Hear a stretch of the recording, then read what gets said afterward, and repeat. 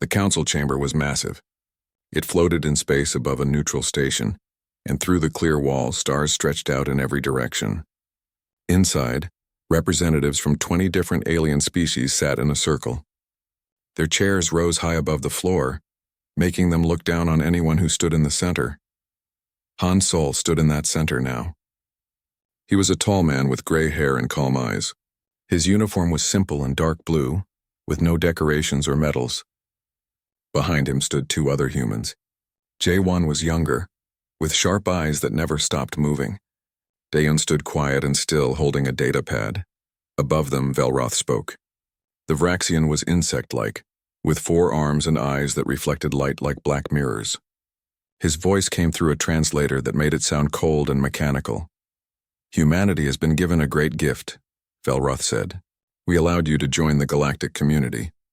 We shared our knowledge. We showed you how to travel between stars. And this is how you repay us? By taking resources that belong to the Council?" Han Sol did not respond.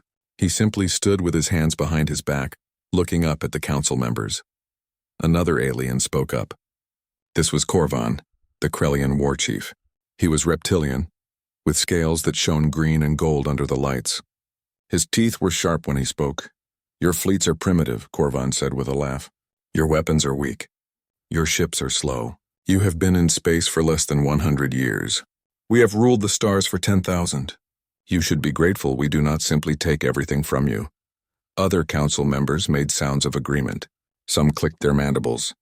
Others hissed or growled in their own languages. Jae-won leaned close to Han Sol and whispered something. Han Sol nodded slightly but did not look away from the council. Velroth raised one of his 4 arms. The chamber fell silent. "The council has made its decision," he announced. "Humanity will surrender 70% of all colonized worlds. You will also surrender 70% of all resources currently held in your storage facilities. Your military fleet will be reduced to 30 ships. No more, these terms are final." "Final?" Han Sol spoke for the first time. His voice was quiet, but it carried through the chamber. "Yes," Velroth said. "Final. You have 24 hours to accept these terms. If you refuse, the Council will take what it wants by force. Your species is young and weak. You cannot stand against us," Korvan laughed again. "I hope you refuse. My warriors need practice. Your little ships will give them something to shoot at." More sounds of amusement came from the council members. Some of them were already standing to leave, as if the matter was settled. Daeun tapped her datapad twice. She showed the screen to Han Sol. He glanced at it, then looked back up at the council. "Ambassador Han Sol," Velroth said. "Do you understand the terms?" "I understand," Han Sol said. "Good. Then you will return to Earth and inform your government. 24 hours. Not 1 minute more." Han Sol took a step forward, then another. He walked slowly toward the edge of the circle, his footsteps echoing in the quiet chamber. The council members watched him. Some looked bored. Others looked amused. He stopped and turned back to face them. "No," he said. The chamber went completely silent. Even the soft hum of the station system seemed to fade away. "What did you say?" Velroth's mechanical voice had an edge to it now. "No," Han Sol repeated. "We reject your terms. All of them." Korvan stood up from his chair. His scales seemed to darken. "You refuse the Council?" "No species has ever refused the Council." "Then we are the first," Han Sol said. His voice remained calm, almost pleasant. "You want our worlds? You want our resources? Then come and take them." The chamber erupted. Aliens shouted in dozens of languages. Velroth raised all 4 arms, trying to restore order. Korvan was roaring something about crushing humanity like insects. Han Sol turned to Jae-won. "Are our ships in position?" "Yes, sir," Jae-won said quietly. "Every fleet, every ship, all waiting for your order." "Good." Han Sol looked at Daeun. "Send the signal. Tell them we are coming home. Tell them to prepare for war." Daeun's fingers moved across her data pad. A moment later, she nodded. "Signal sent, sir." Velroth finally managed to silence the other council members. He stared down at Han Sol with those black mirror eyes. "You are making a terrible mistake," the Vraxian said. "We will destroy you. Your species will be erased from the stars." Han Sol smiled. It was a small smile, barely visible, but it was there. "You talk too much," he said. "You have been talking for weeks now, demands, threats, warnings, always talking. We are done listening." He turned and began walking toward the exit. Jaewon and Da-un followed him. The council members watched in stunned silence. At the doorway, Han Sol stopped. He looked back one last time at the assembled aliens, at their shocked faces, at their anger and disbelief. "Enough talking," he said clearly. "Let's start the war." Then he walked out and the door closed behind him. For a long moment, the council chamber remained silent. Then Korvan let out a roar and smashed his fist against his chair. "Gather the fleets," he shouted. "All of them. We will crush these humans. We will show them what happens when they defy the council." Other voices joined his. War cries in a dozen different languages. Calls for blood and vengeance. But Velroth did not join them. He sat very still in his high chair, staring at the door where the humans had left. Something about Han Sol's smile bothered him. Something about the way the human had walked out without fear. It was the walk of someone who knew something the council did not. Outside the station, Han Sol and his team boarded their ship. It was a small vessel designed for diplomatic missions. Nothing impressive to look at. As they settled into their seats, Jaewon pulled up a tactical display. It showed the positions of every human ship in known space. Hundreds of them. Thousands of them, all moving into position.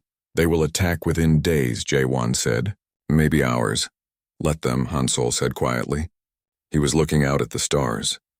"We have been preparing for this moment since the day we met them. They think we are weak. They think we are primitive. They think we are afraid." He turned to face his crew. His calm expression had not changed. They are about to learn what humanity really is. The alien fleet came out of hyperspace like a storm. 300 warships, each one larger than anything humanity had ever built. They arranged themselves in formation, blocking out the stars. Their shields glowed with power, their weapons charged with energy that could crack planets. On the bridge of the human flagship, Admiral Tae Yang watched them arrive. He was an older man with white hair and scars on his hands from years of service. His uniform was worn but clean. His eyes were steady. "Count?" he asked quietly. 312 confirmed, his tactical officer replied. "All council species, Krellian, Vraxian, and at least 6 others. And our forces?" 60 ships in this sector, sir." Tae Yang nodded.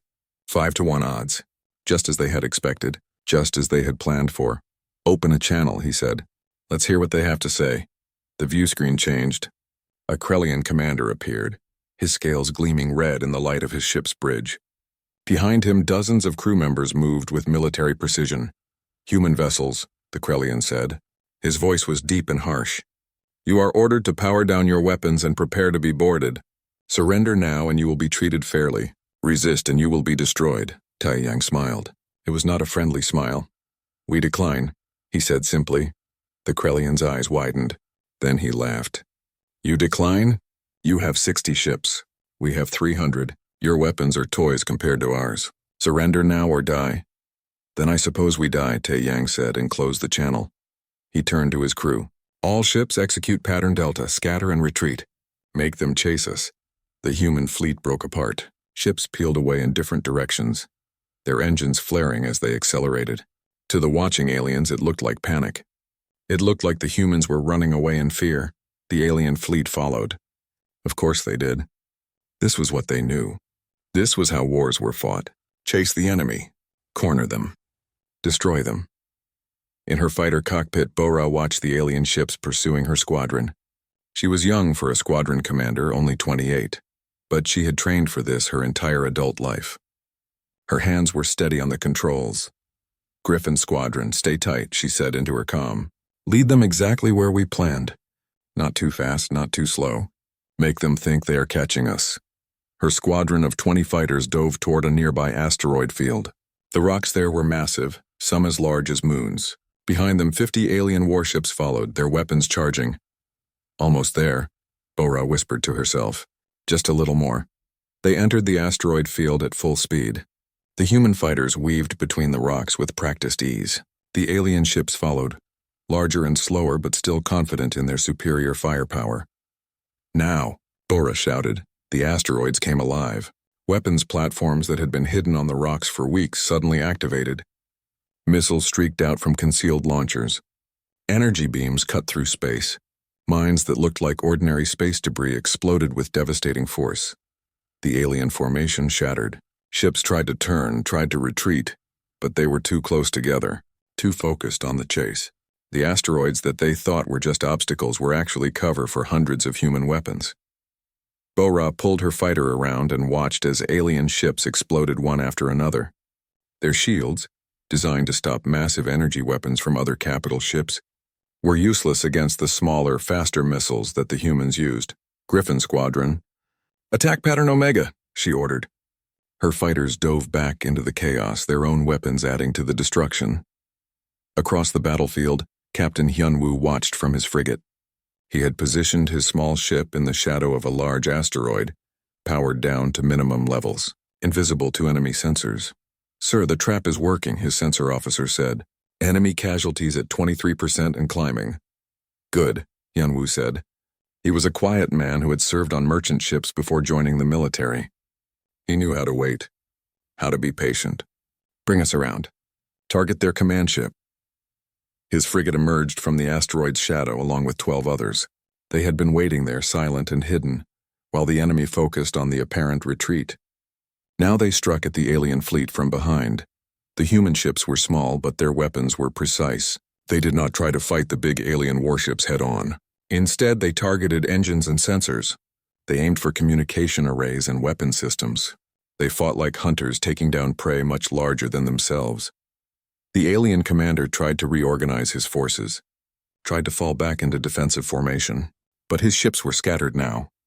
Some were damaged. Others were trying to escape the asteroid field. His carefully planned attack had turned into chaos. Back on his flagship, Admiral Tae-yang watched the tactical display with satisfaction. The red dots representing enemy ships were disappearing one by one. His own forces, shown in blue, danced around them like wolves around a herd. "Casualty report," he ordered. "We have lost 4 fighters and 1 corvette," the tactical officer replied.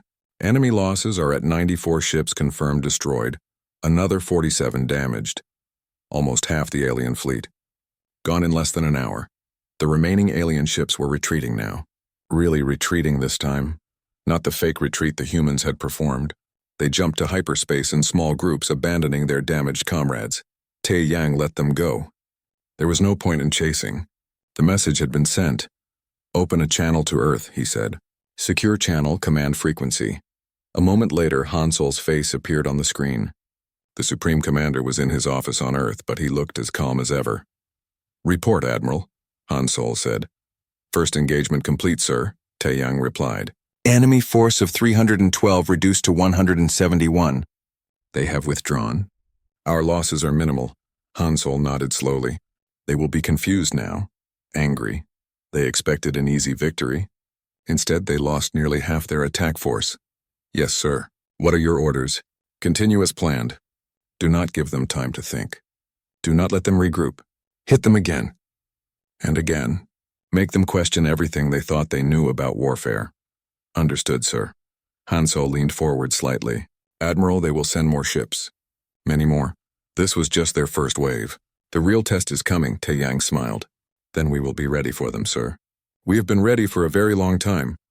The channel closed. Tae-yang turned to his crew. "All ships form up. We move to the next sector in 1 hour. I want damage reports and resupply completed before then. The enemy will be back, and when they come, they will be angry." "Sir," his tactical officer asked, "do you think they will change their tactics?" Tae-yang considered the question. "No," he said finally. "They have fought the same way for thousands of years. Big fleets, direct assaults. They will do what they have always done. They will send more ships and expect to win through numbers. And we will keep beating them? We will keep teaching them," Tae-yang corrected. "Teaching them that warfare is not about who has the biggest fleet. It is about who adapts fastest, who thinks differently, who is willing to do what the enemy does not expect." He looked out at the debris field that had been an alien fleet, ships that had been built over decades, crews that had trained for years, all gone because they fought the way they always fought. Humanity had spent centuries fighting wars on Earth, small wars and large wars, wars with primitive weapons and wars with advanced ones. Humans knew how to fight when they were outnumbered, when they were outgunned, when victory seemed impossible. The Council was about to learn what that experience meant. The Council war room was deep inside their largest station. Screens covered every wall, showing battles across dozens of systems. Red lights blinked where human forces had struck. Blue lights showed council fleets. There were far too many red lights. Velroth stood at the center, his forearms gesturing at different displays. His voice was no longer calm and measured. It was sharp with frustration. "Explain this to me," he demanded. "We sent 5 fleets, 5. Each one larger than the entire human military, and they have all been forced to retreat. How is this possible?" Corvin paced back and forth. The Krellian war chief had lost his earlier confidence. His scales looked dull under the harsh lights. "They do not fight like anyone we have ever faced," he said. "They do not meet us in open battle. They hide, they ambush. They strike at our supply lines instead of our warships. This is not honorable combat. Honorable or not, it is working," Velroth snapped. "Our losses are mounting. Theirs remain minimal. We need a new strategy." "We should lay siege to their colonies," Corvin suggested. "Surround them. Cut them off. Force them to surrender or starve. Do it," Velroth ordered. 3 days later, council fleets moved to blockade 5 human colony worlds. They formed tight defensive spheres around each planet. No ship could get in or out. Or so they thought. In the darkness between stars, Captain Subin watched the blockade from her stealth ship. The vessel was small, barely larger than a fighter, but it was invisible to every sensor the Council possessed. Subin was thin and quiet, with sharp eyes that missed nothing. She had spent 2 years testing this ship before the war began, learning its limits, understanding what it could do. "Supply convoy approaching," her co-pilot whispered. 6 freighters, 3 escort vessels. "Mark them," Subin said. Her fingers moved across the controls. A targeting laser, invisible and undetectable, painted each ship. Information was transmitted back to waiting human forces. Targets marked. Moving to next convoy route. This was the new pattern. Human stealth ships slipped through council space like ghosts. They found supply convoys. They located fuel depots. They mapped communication relays. And then other human forces struck fast and hard before disappearing again. The council fleets blockading human worlds soon found themselves running low on ammunition, on fuel, on food. Their mighty warships became floating prisons for their own crews. On Earth, Han Sol met with his advisors in a secure conference room. Jaewon was presenting the latest intelligence reports. "The blockades are failing," Jaewon explained. 3 have already withdrawn. The other 2 are requesting emergency resupply. Council morale is dropping significantly. "What about their main battle fleets?" Han Sol asked. "Holding position in their core systems. They are afraid to commit them." "Afraid of losing more ships?" Han Sol nodded.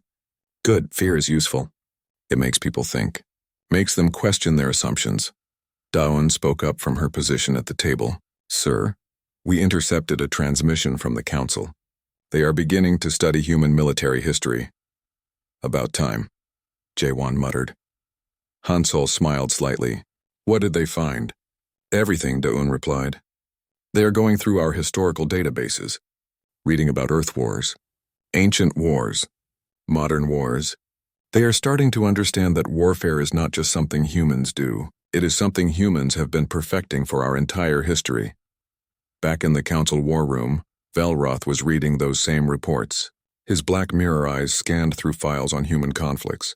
The Mongol invasions, the world wars, the guerrilla campaigns, the naval battles, the air superiority doctrine, thousands of years of human warfare, millions of battles, countless tactics and strategies, all developed on one small planet by creatures who had been fighting each other since they learned to make weapons.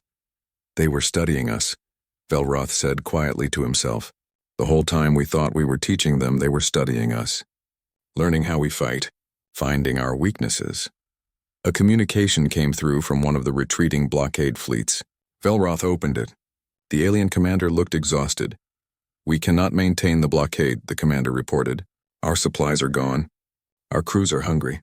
And we still have not seen the enemy fleet that must be nearby. We are withdrawing before we are destroyed." "Withdraw," Velroth authorized. What else could he say? Corvin slammed his fist against a console. "This is intolerable. We are the Council. We have ruled for 10,000 years. We cannot be defeated by these primitives." "They are not primitives," Velroth said quietly. He was still reading through the human military files. "That was our mistake. We thought advanced technology meant advanced warfare, but they have something we never developed. They have necessity. What do you mean? Velroth gestured at the screen showing human history. Look at their world. One planet. Limited resources. Hundreds of different nations and cultures. They spent their entire history fighting each other, not for glory or honor, but for survival. Every war taught them lessons. Every defeat made them adapt. Every victory showed them new possibilities. He turned to face Korvan. We formed the council and stopped fighting among ourselves. We grew soft. We followed the same strategies for millennia because they always worked. But humans never stopped fighting. Never stopped learning. Never stopped improving. Another message came in. This one was marked urgent. Velroth opened it and his eyes widened. It was a recording. Somehow the humans had intercepted a council military planning session and were now broadcasting it back to them. But there was a message attached. A message from J1.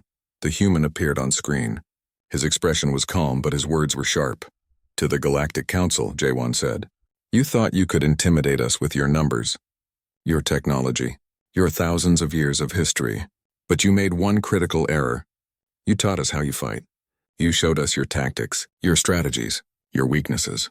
We watched. We learned. We adapted. That is what humans do. We adapt. He leaned closer to the camera. You wanted war. We gave you war, but not the war you expected. Not the war you trained for. We gave you a human war. And now you are learning what that means. The message ended. Velroth stood in silence for a long moment. What do we do? Korvan asked. For the first time, there was doubt in his voice. Velroth looked at the tactical displays, at the red mark showing human activity, at the blue mark showing council forces being pushed back system by system. We commit everything, he said finally. All our reserves. Every ship we have. We cannot match their tactics, so we will overwhelm them with pure numbers. Even humans cannot fight an entire galaxy. And if that fails? Velroth did not answer. He did not want to think about what failure meant.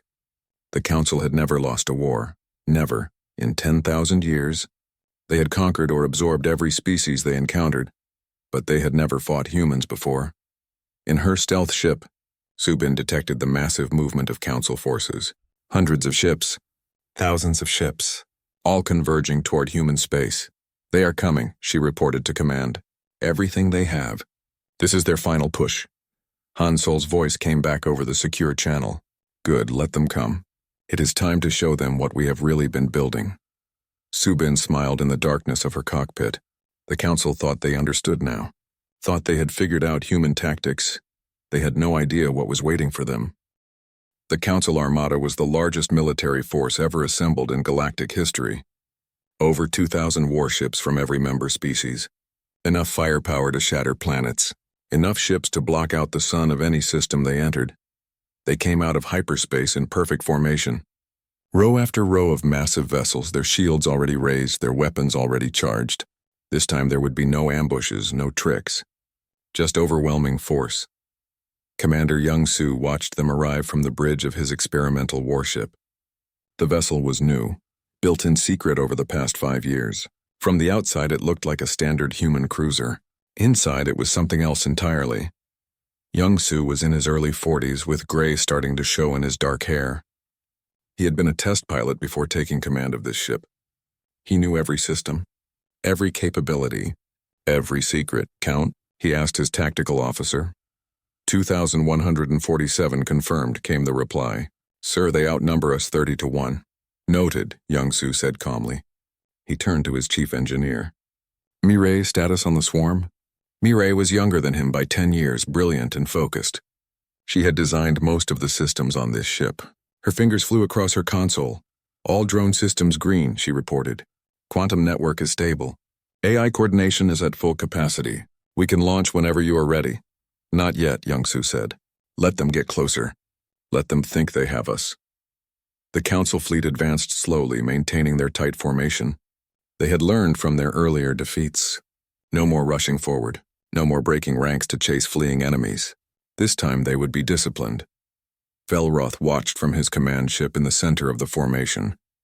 Everything about this attack had been carefully planned. They would advance together. Fight together. Win together. The humans could not possibly stand against this much firepower. All ships prepare to fire, he ordered. Target the human vessels. We end this today. Young-Soo saw the energy reading spike across the enemy fleet, thousands of weapons charging simultaneously. Now, Mireille. Launching, she said, and pressed a single button. The human ship opened. Not just one bay, but dozens of them. Hundreds of small objects shot out into space, spreading in every direction. They looked like missiles at first. Then they began to move independently, with intelligence and purpose drones, thousands of them. Each one the size of a fighter, but faster, more agile and coordinated by quantum-linked AI that allowed them to act as a single organism. And that was just from one ship. Every human vessel in the fleet did the same. 70 ships each releasing their swarms. Within seconds, there were over 300,000 drones filling the space between the two fleets. Attack pattern Alpha, Young-Soo ordered. Overwhelming force. The drones swarmed forward like a storm of metal and fire. They moved in coordinated waves, each wave striking a different part of the Council formation. They did not have powerful weapons. They did not need them. They had numbers and intelligence. The Council ships opened fire, their massive weapons designed to destroy other capital ships. But the drones were too small, too fast, too many. For every dozen destroyed, 100 more took their place. And they learned. The AI controlling them adapted with each passing second, finding weaknesses in the enemy defenses. Velroth watched in horror as his perfect formation fell apart. Ships were swarmed by hundreds of drones each. Their shields, designed to stop massive energy blasts, were useless against thousands of small impacts. Their weapons could not track targets that moved so quickly and unpredictably. All ships fall back, he ordered. Retreat and regroup. But the drones followed. They pursued the retreating ships like predators chasing wounded prey. And they kept learning, kept adapting, kept finding new ways to break through defenses. On his ship, Young-Soo watched the tactical display with satisfaction. The red dots representing Council ships were being surrounded by blue clouds of drones. One by one, the red dots began to disappear. "Sir, we are receiving a transmission," his communications officer said. "It's from one of the Council ships. They are requesting permission to board." Young-Soo raised an eyebrow. "To board us? Are they surrendering?" "No, sir. They think they can win if they take our ships in close combat. They are sending boarding parties." Young-Soo smiled. "Let them try. Alert Commander Dong-hyun. Tell him he has incoming guests." Deep in the ship, Dong-hyun received the alert. He was a large man, built like a fortress with scars from years of combat training. Around him, his Marine squad prepared their equipment. They wore powered armor that made them stronger and faster than any unaugmented being. Their weapons were designed for ship-to-ship combat, and they had trained for this exact scenario hundreds of times. Enemy boarding craft detected, the ship's AI announced. "Breaching in Section 7. Let's go," Dong-hyun said. His squad moved through the corridors with practiced efficiency.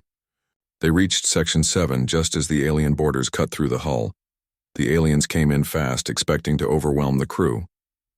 They were Krellian warriors, the finest soldiers the Council had. Big, strong, and experienced in combat. They lasted less than 2 minutes against Dong-hyun's Marines. The powered armor made the humans stronger. The training made them faster. The experience made them deadly. The aliens never had a chance. Section 7 secured, Dong-hyun reported. All enemy boarders eliminated. No casualties on our side. Similar reports came in from other human ships. Every boarding attempt was repelled.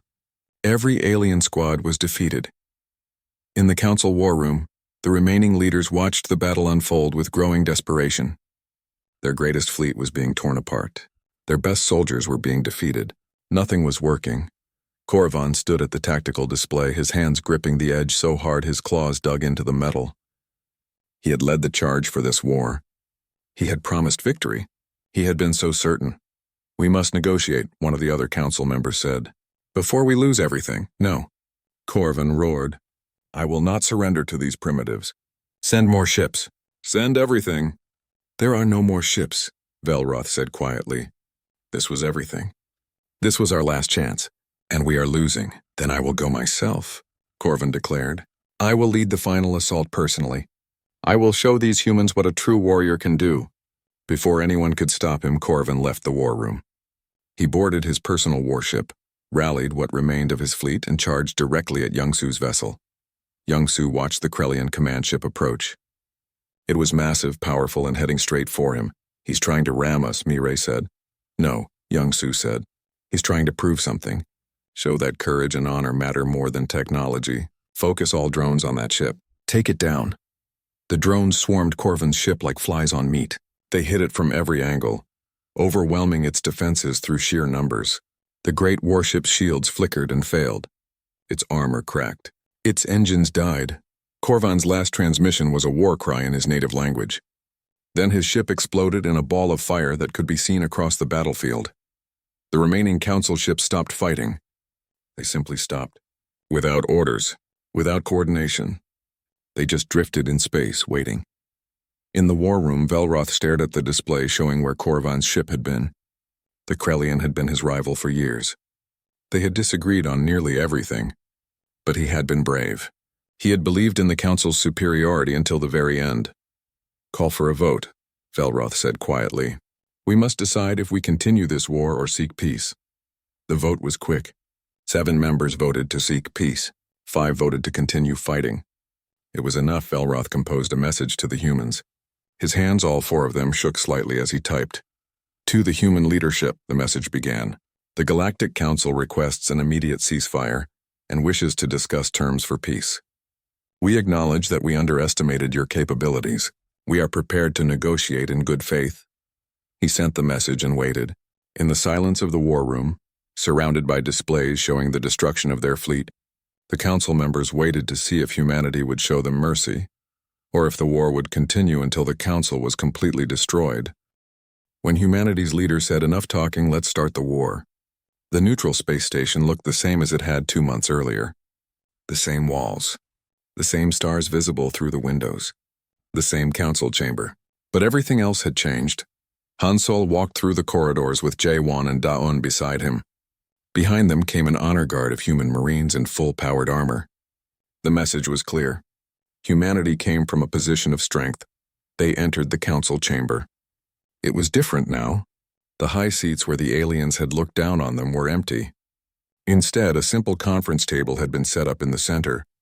Equal seating for everyone. Velroth was already there along with representatives from the other council species. They looked tired, defeated. Some of them could not meet Han Sol's eyes. Ambassador Han Sol, Velroth said formally, "Thank you for agreeing to meet with us." Han Sol nodded and took his seat. Jae-won and Da-eun sat on either side of him. A young diplomatic aide named Seo-jun took the seat behind them, ready to take notes. "You requested this meeting," Han Sol said. "I am listening." Velroth's forearms moved in what might have been a gesture of submission. "The Council acknowledges that we were wrong. We underestimated humanity. We were arrogant and foolish. We ask for peace." "Peace," Han Sol repeated. "That is interesting. 2 months ago you demanded our surrender. You wanted 70% of our territory. You threatened to destroy us if we refused. Now you want peace." One of the other council members, a tall insectoid creature, spoke up. "We made mistakes. We are willing to make amends." "What are your terms?" Han Sol gestured to Jae-won, who pulled up a document on his tablet and projected it onto the table for everyone to see. "These are humanity's terms for peace," Jae-won said. "First, complete mutual non-aggression. Neither side will attack the other for any reason. Second, full trade rights for human merchants in council space. Third, reparations for the damage caused during the war. Fourth, recognition of human sovereignty over all currently held territories." The council members looked at each other in confusion. One of them spoke. "That is all? You do not demand our surrender? You do not want to take our worlds? Our resources?" "No," Han Sol said simply. "But you won," another alien said. "You destroyed our fleets. You proved your military superiority. You could demand anything. Why do you not?" Han Sol leaned forward. "Because we never wanted this war in the first place. You forced it on us. You thought we were weak and tried to take advantage. We proved you wrong, but that does not mean we want to become conquerors." Velroth studied the human leader carefully. "I do not understand. Every species in galactic history has sought power, dominance, control. It is the natural way of things. Why are humans different?" Seo-jun, the young aide, spoke up unexpectedly. "May I answer that, sir?" Han Sol nodded. "Go ahead." Seo-jun stood and addressed the council. His voice was steady despite his youth. Humans have spent thousands of years building empires and watching them fall, he explained. We have seen what happens when one group tries to dominate all others. It never lasts. It always ends in rebellion and bloodshed. We learned that lesson over and over again on our own world. He walked around the table, making eye contact with each council member. What we want is peace through strength, not domination. We want to be strong enough that no one dares attack us. But we do not want to rule over others. That is not victory. That is just setting up the next war. He returned to his seat. The council members sat in silence, processing this idea. Da-Yun added her own contribution. We also want you to know something else. We could have targeted your home worlds.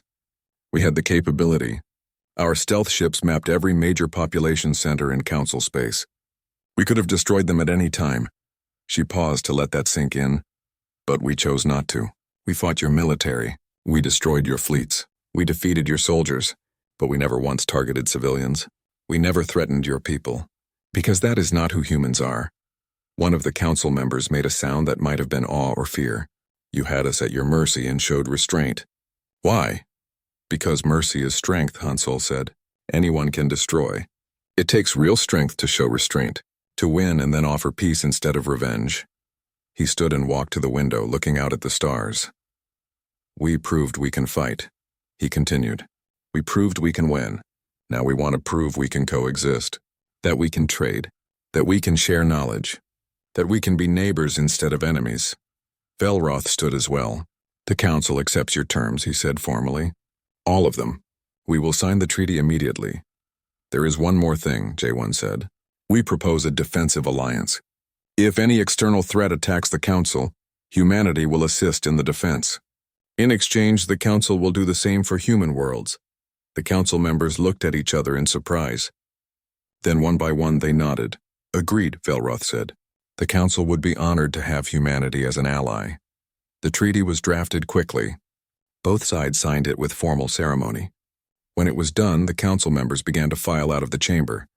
Velroth lingered behind. When only he and Hansol remained, he approached the human leader. May I ask you something personal? The Vraxian asked. Of course. Did you plan this from the beginning? When you first met the council? Did you already know it would come to war? Hansol smiled. It was that same small smile from 2 months ago. We prepared for every possibility, he said. We hoped for peace. We planned for war. We built our fleets in secret. We developed our tactics.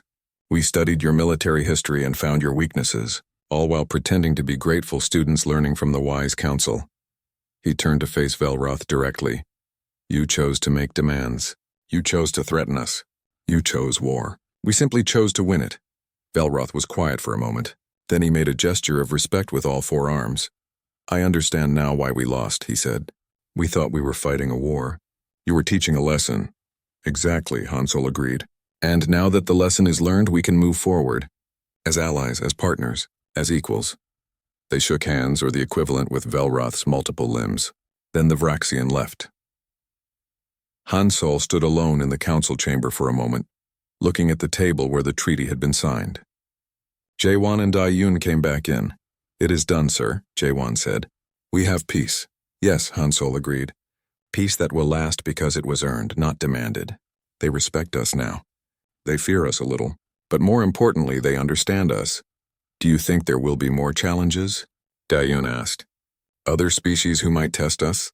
Perhaps, Hansol said. But now the word will spread. The council attacked humanity and lost. Other species will think carefully before making the same mistake. They walked toward the exit together. Outside, the human fleet waited in formation. Powerful. Ready, but at peace. As they boarded their ship, Seo-jun asked a question. Sir, if you knew we could win, why did you offer such generous terms? We could have demanded much more. Hansol settled into his seat as the ship prepared to depart. Because, Seo-jun, the goal was never conquest. It was never about proving we are better than them. The goal was to establish that humanity will not be pushed around, that we will defend ourselves, that we are equals in this galaxy, not subjects. He looked out at the stars as the ship began to move. Sometimes the best victory is not crushing your enemy. It is turning your enemy into an ally, making them see you as a partner instead of a threat. That is how you build lasting peace. The ship jumped to hyperspace, leaving the neutral station behind. Back on Earth, celebrations had already begun. The war was over. Humanity had won. But more than that, humanity had proven something important. They had shown the galaxy that they belonged, that they were not newcomers to be exploited, that they were a force to be respected.